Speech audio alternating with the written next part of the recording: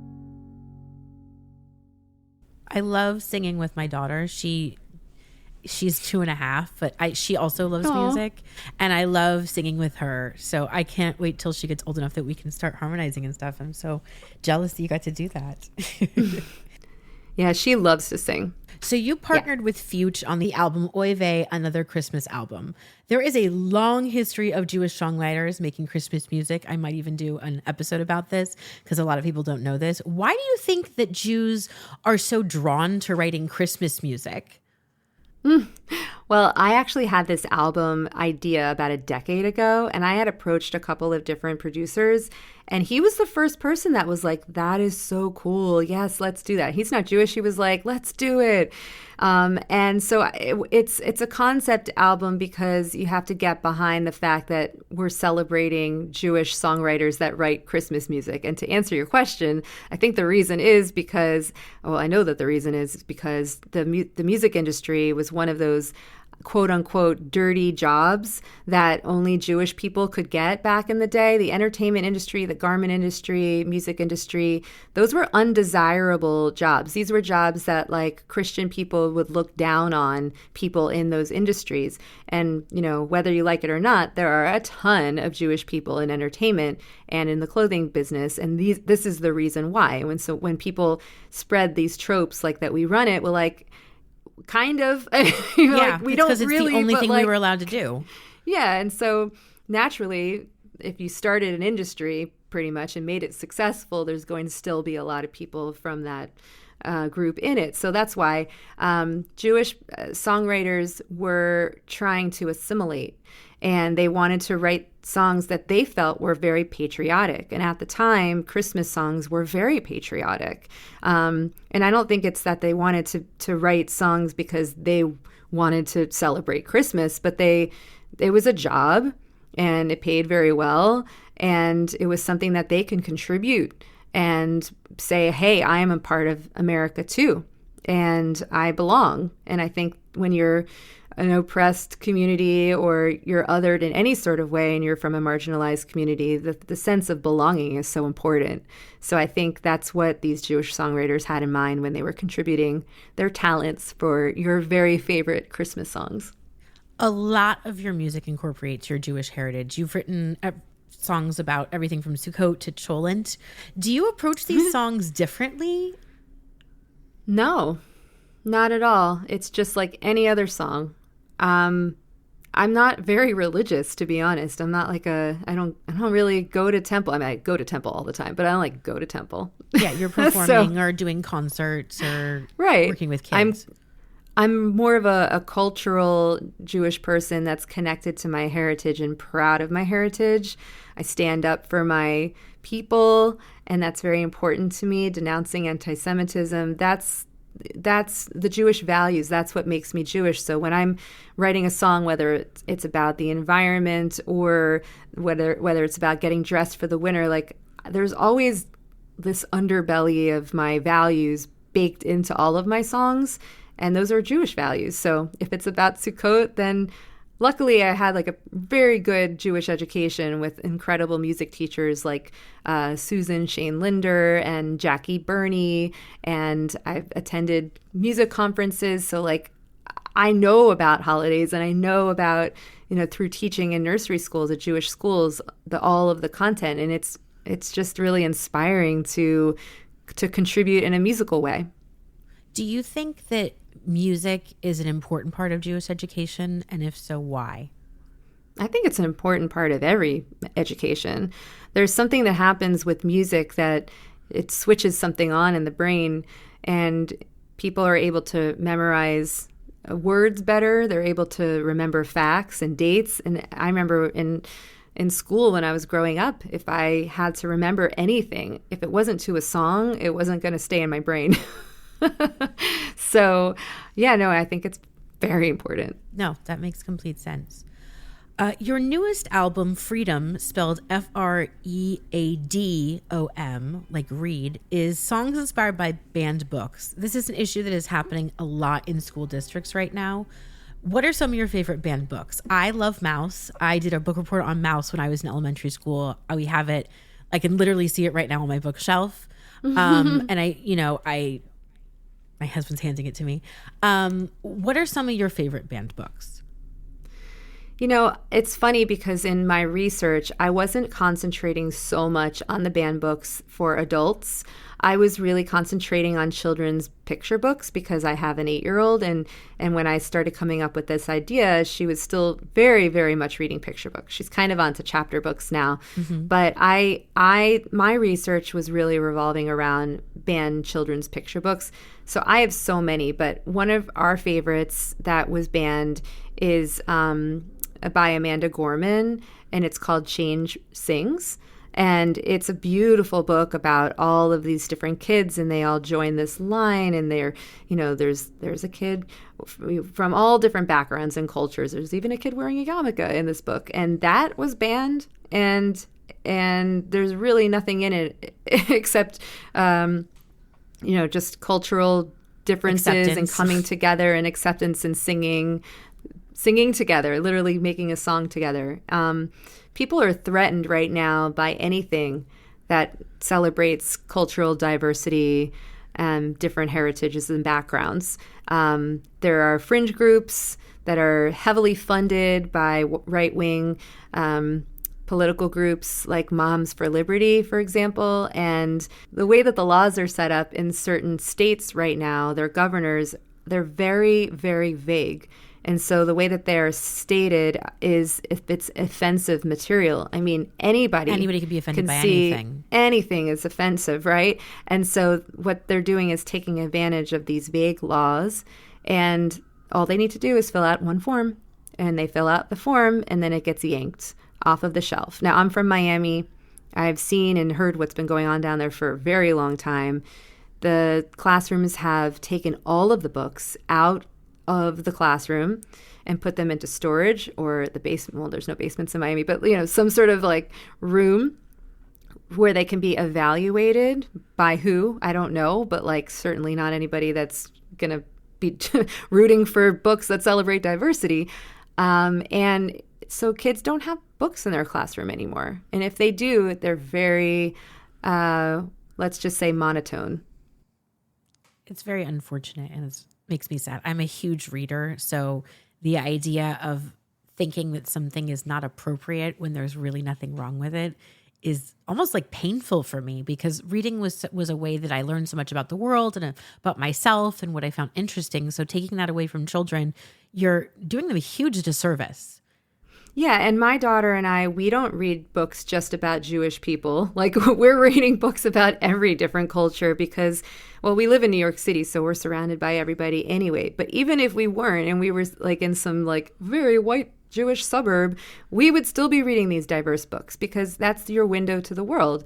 And some people never leave their hometown, and they're only surrounded by the people that they're surrounded by. But I hate to break it to you people, there are lots of different types of people out there, especially the LGBTQ community. They are taking these books off the shelves in vast numbers, and it's like, whether or not people believe or want to believe that these, the LGBT community exists, it does, and people should be celebrating all people, and that's really the message of the album is celebrating backgrounds and heritages. And anyway, another favorite of ours is Sole by Lupita Nyong'o, and it's about different color skin. And Joya, like my daughter, gravitated toward this book. We would read it over and over and over again, and that's another book that was banned. But the album, Freedom, what I did is we went to the library and checked out all of the books, because in New York City, they still have them all, luckily. And we were able to pick and choose our favorite ones, and I chose 7 of the many, many books that we checked out that I felt like I could write a song about. And I didn't lift the author's lyrics or words from the page. I came up with my own song based on the idea of the book. So inspired by, I would say. And so each song on the album has a very different feel and sound because each book is so different. So it's like a multi-genre album. And it was really, really fun to write. Again, I did it in 1 week. And then we just started recording it really quickly, too. And I worked with a great team. And we created the book band. So there's lots of puns in there. The book band is 5 incredible not just children's musicians, but incredible musicians. Divinity Rocks, who's an amazing, insane bass player. She used to play with Beyonce.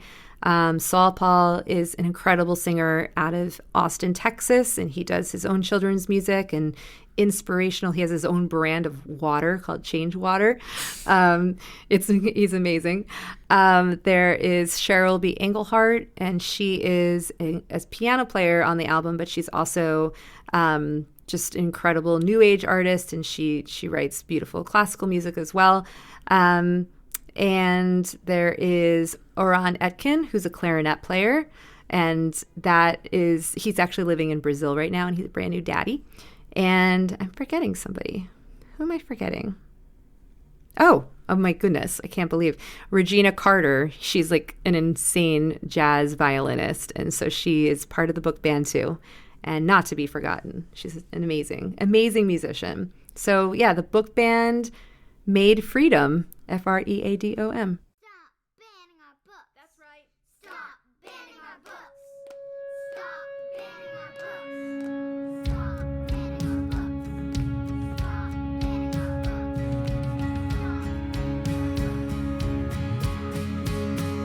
books. From the moment she picked up a book in her hands, she couldn't yet read, but she flipped all the pages. She traveled through pictures to faraway lands and learned about people with all kinds of faces, from every background and in between. Everybody wants to be seen. Are you going my way with that sign in your hand? Grab your drum and join the band.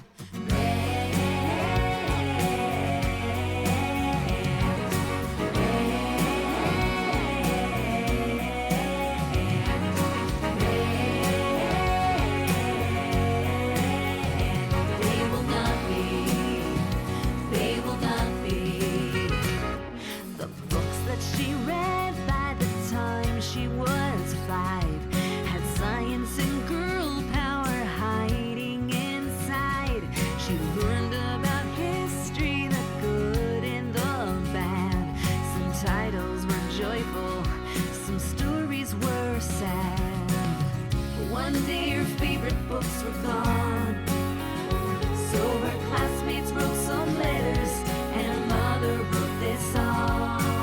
Stir up the trouble and take a stand. Make some noise and join the band.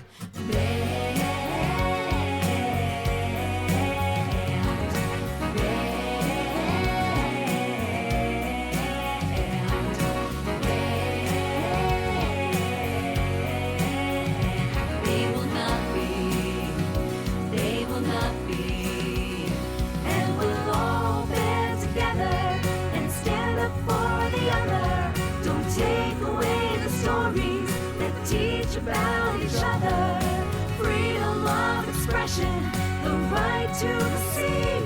They will not be, they will not be. And we'll all band together and stand up for the other. Don't take away the stories that teach about each other. Freedom of expression, the right to receive. They will not be.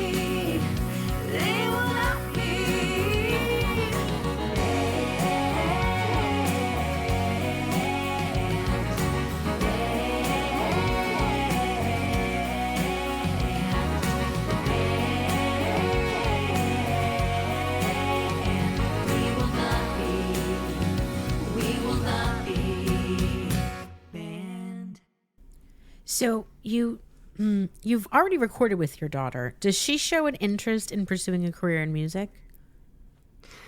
She does. She asks for voice lessons. I haven't started her on them yet because I feel like she's very young, but she is in a musical theater class, and she's in Annie right now. She's playing President Roosevelt. I love that so and an much. orphan. Yeah. She loves to sing. She sings all the time. And she's very dramatic. Like when she reads a book, it's not just like, and then she lifted up her head and said this. She's like, and then she lifted up her head. And then, you know, she's like very animated and dramatic, exactly the way that I would want her to be. But she does this on her own. Like she's just very, very animated. What are some of the challenges you find raising a child in New York City, or some of the advantages, if you see any? It's expensive, for sure. Yes. Definitely not cheap to live here. But we are surrounded by everything and anything within a block's walk. So that's very convenient. And I mean, I've always thought that it's worth it. And I just love that you walk outside and see everybody and anybody from all different backgrounds. It's not just one thing. It's like all the things. So, you know, as a kid, she's exposed to all different types of people, all different foods, you know, just by walking outside, just by walking to school. And the convenience of living in the city and the art and the Broadway. We go to see Broadway shows all the time. It's just like a part of our weekly schedule, really. I mean, we're there like all the time. We just saw Some Like It Hot like last Tuesday, just after swim, you know. For fun. Not something for the that I grew second up time. doing. Yeah, it's pretty amazing. And then, you know, all the museums, you can't beat New York. Plus the bagels, you know. Yes, I feel like that is one of the main reasons I would never leave New York, is because of the bagels. I'm a huge The bagels and the pizza. car person. I know. I like your Holla Holla album. I'm like, yep, I love Holla. Same. So these next questions are a ripoff from the Actors Studio. They're just kind of short form answer questions. So what is your favorite Yiddish word? Meshugana.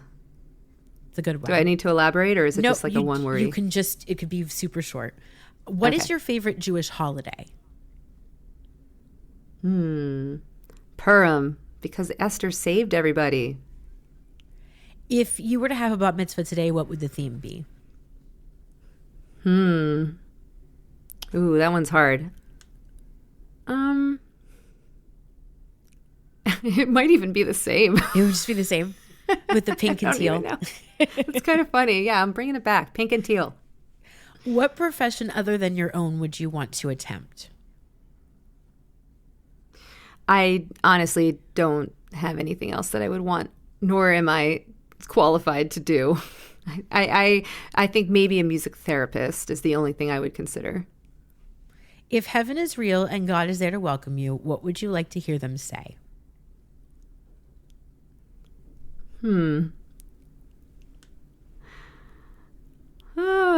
Let's see.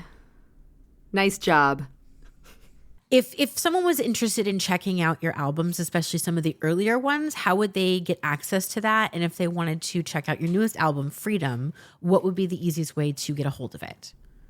Sure. Well, everything is streaming because I know nobody buys CDs anymore.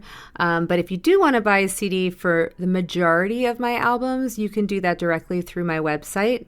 I think that's the only place you can get actual physical CDs anymore, or come to one of my shows because I sell them in person and then I can sign them for you.